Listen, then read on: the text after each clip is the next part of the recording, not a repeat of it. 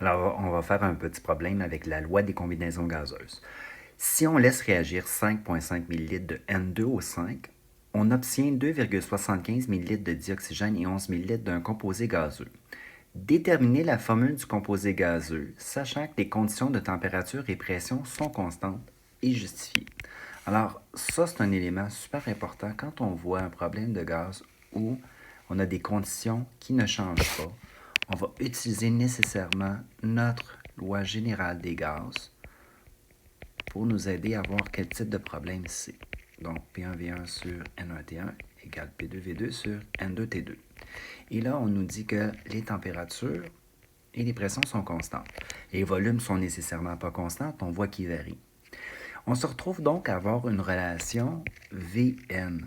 Et si on avait à faire un graphique Vn, bien, puisqu'on voit que c'est une relation proportionnelle, en fait directement proportionnelle, hein, on aurait un graphique comme ça.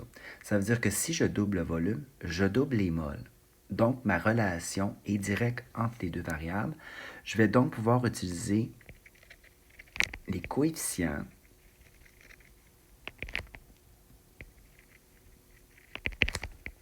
de l'équation équilibrée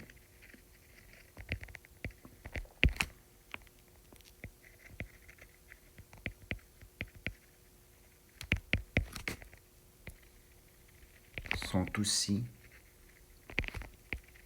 des volumes, puisque mon équation équilibrée, c'est un rapport de mol. Donc, je vais utiliser mon 5,5 comme si c'était mon équation équilibrée. Donc, 5,5 ml va devenir finalement des moles de N2O5. On obtient flèche 2,75 de dioxygène O2 et plus 11 d'un composé gazeux. Et c'est ça le but de mon problème, c'est d'obtenir la formule chimique de ce composé-là. Mais puisque rien ne se perd, rien ne se crée, hein, c'est du balancement d'équations, on connaît tous les coefficients de l'équation balancée, mais on a besoin d'une formule pour qu'elle soit vraiment balancée. Alors, si je regarde au niveau du N, 5,5 fois 2, j'ai 11N. Donc, je dois avoir nécessairement de l'azote dans ma formule chimique. 11 fois le petit indice que je cherche donne 11, donc 1. J'écrirai donc rien. Et là, je vais m'occuper maintenant de l'oxygène. 5,5 fois 5, j'ai 27 oxygène.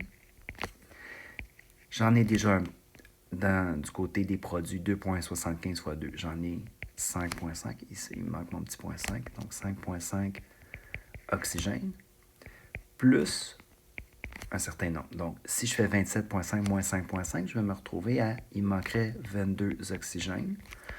Mon composé doit donc avoir de l'oxygène. Et 11 fois le petit indice que je dois mettre à l'oxygène donne 22. Alors, mon composé gazeux, c'est NO2.